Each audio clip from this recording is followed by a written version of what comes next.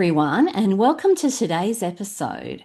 We're going to be talking about Deadly Currents by Elizabeth Goddard.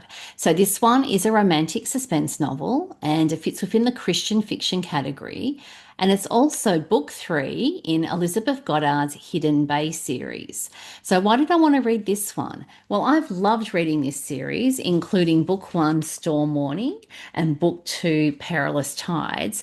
And this is also the first complete series I have on fangirling, where I've got episodes for all of the books in the series. So, episode three is where you can find book one, which is Storm Warning, and episode 20 is where you can find book two, Perilous Tides. And I'll add my usual disclaimer and say many thanks to the publisher who provided an advance reader copy, and all the opinions in this episode are completely my own. So, let's talk about the book. Deadly Currents by Elizabeth Goddard is set on the remote Washington coast and around the fictional town of Hidden Bay. It's a delightful setting, really charming, and a very important part of the story. So I'll get to that in a minute. So this one I describe as being either 50-50 or 60-40 in terms of the split between romance and suspense. We have a complete suspense plot as well as a complete romance plot in the story. Now we've got a law enforcement hero. He's originally, in his former job, he was a special agent and he's in Hidden Bay working undercover as a police detective. And I'll explain that a bit in a bit more detail soon. Now, our leading lady is a journalist and she's also an author who's finishing her father's book. So I'll explain more about that as well. And she was previously an investigative reporter. Now we have unknown danger, and the danger's there from the get-go. We have a protector hero. We have forced proximity because he's effectively protecting her.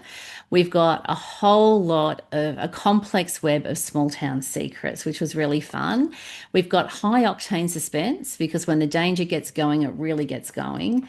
We have multiple mysteries that are all sort of intertwined and mixed together. So it's quite a complex puzzle to solve. And you start off the story with the pieces, but you're not quite sure how they fit together. We have international intrigue because the story is actually a maritime story looking at some maritime mysteries. And we have family drama. So we'll start with the first line of the story, which is this one. The sea never gives back what it claims.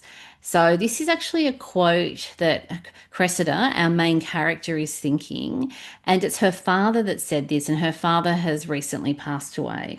So I'll introduce you to Cressida. So she was formerly an investigative reporter, but she's no longer working as an investigative reporter, and I'll get to that, to why a bit later, because that's important. So she's now a journalist and author, and she's on a research trip in Hidden Bay because her father passed away before he finished his book. So he was working on a book looking at shipwrecks and ghost ships, and his last stop before he completed the book was Hidden Bay, and then he had an untimely death and wasn't able to finish the book. So Cressida's main goal at the start of the story is to finish the research, work out what happened to a particular ship and shipwreck, and then she can be on her way. But of course, life is never simple, and that's not how it works out. So her father was a maritime historian, and her parents divorced when she was young, and her mother is an interesting character. So Cressida is estranged from her mother, who works in the political diplomatic world, is a public figure and quite well known and quite powerful. And her mother destroyed Cressida's investigative reporter career. And I'm not going to say any more than that because what actually happens will come out in the story. And so Cressida really wants to honor her father's memory. And to do that, she's retracing her father's steps. So she's actually arriving in Hidden Bay the same way her father arrived there as well. So she really wants to honor his memory and do his book justice and work out the mysteries and the shipwreck and the ghost ship and all the stuff that was all these loose ends that she can't work out from his journal and from his work. And she's just wants to tie all these loose ends up and get this story done. And so her reporter instincts are very much on full alert in this book as she tries to do that. Now, I'm going to introduce you to Braden. So, he's in his mid to late 30s. He's working as a small town police detective, but he's actually working undercover. And his former job was a special agent with the diplomatic security services. And he's basically sitting, there's a reason he's undercover, I'll get to in a moment. And he's basically waiting for the job to start. But he's not exactly sure what job he's doing until the job appears. And so the meet cute between Braden and Cressida was incredibly stressful because it happens just after something really bad has happened to her. So it's a moment of extreme stress. And there is an initial attraction between these two, and he is the protector hero. So he automatically is caring for her and wanting to help her. But the kicker with the meet cute is that Braden works out what's going on with his undercover job. And he's worked out that his job is to protect Cressida because she's in danger. And so we have a lot of problems in this book and a lot of secrets. So the first immediate problem is that she's in danger and she has no idea why. And has no clue as to why someone wants to hurt her, doesn't know what it relates to, other than the fact it could relate to her father's research. And in Hidden Bay, I mean, she's there to try and work out what was going on and why her father has why the whole thing was left unfinished. It's kind of hard to talk about this book because I really don't want to give away spoilers and say too much. And her father was on his research trip in Hidden Bay just before he met an untimely death and passed away. So that's also a factor in the story. And Braden has this big secret because it's pretty bad and he's not very happy about it. But the person who's effectively paying him to be undercover in Hidden Bay and placed him there in advance for a particular job is Cressida's mother. And his job is to protect Cressida. And he is not allowed to tell her why he's there and what he's doing because she's estranged from her mother. Now, there's kind of a quid pro quo going on in the background because Braden's sister is on her own looking after his niece. So I think she's like 11 or 12. She's very young. So looking after the daughter. And so Braden's niece is really sick and she's got a disease that there really is no cure that's on the market, although there's an experimental drug that is potentially going to be successful and stop her from getting really sick.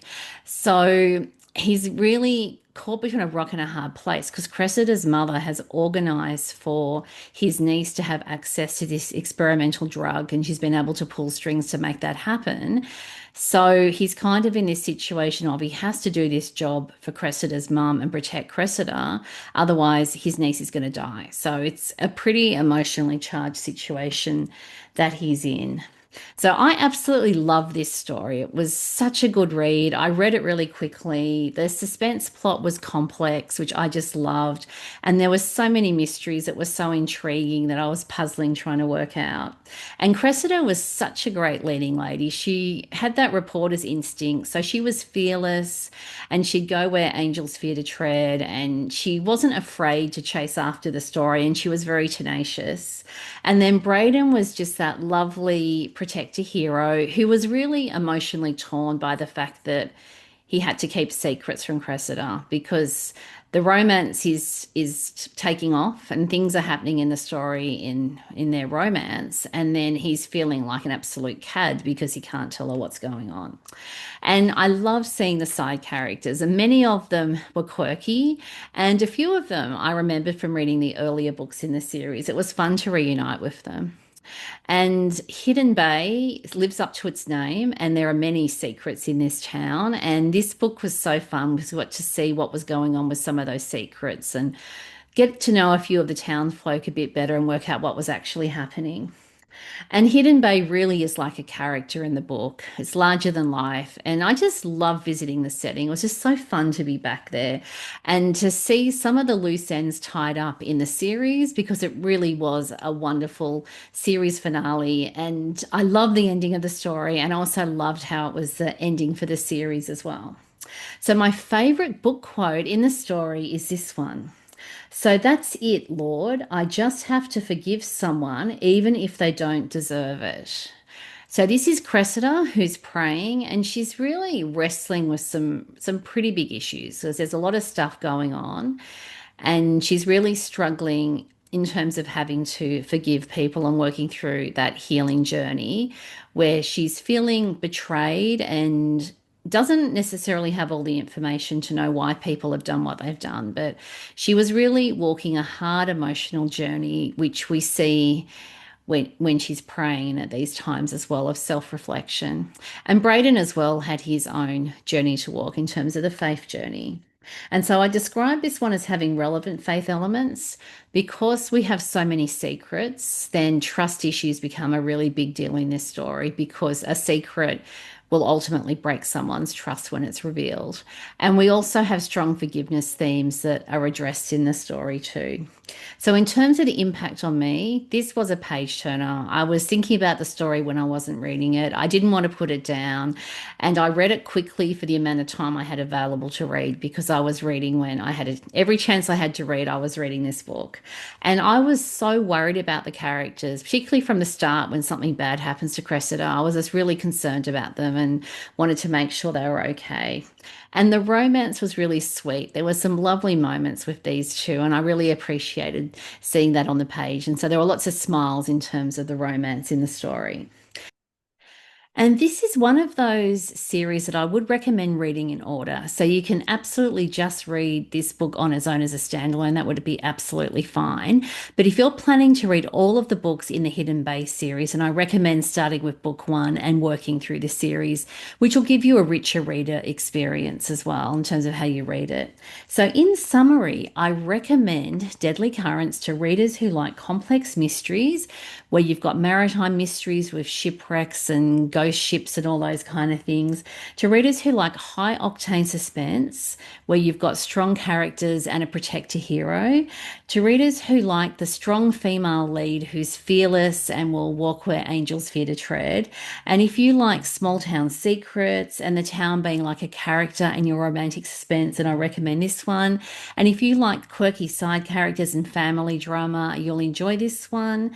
And also recommend this one to readers who like relevant faith elements where the characters are really wrestling with some pretty big issues, including forgiveness themes as well. Thanks for joining me today. Does Deadly Currents sound like a book that you'd like to read? Have you read it? Or have you read other books in the Hidden Bay series? What did you think? You can let me know. If you're listening on the podcast, you can send me a text via a link in the show notes. If you're watching at YouTube, you can like the episode and leave a comment at YouTube. You can also email me at my website where I have a contact form, and that's at narelleatkins.com. And if you've enjoyed this episode, please subscribe. And you can do that at your favorite podcasting app, or you can subscribe at YouTube, and then you'll get a notification on when my next episode drops. And if you've enjoyed this episode, please share the link with a friend, especially a friend who enjoys reading romantic suspense and a friend who you think would enjoy reading Elizabeth's books. Thanks for tuning in, and see you next time.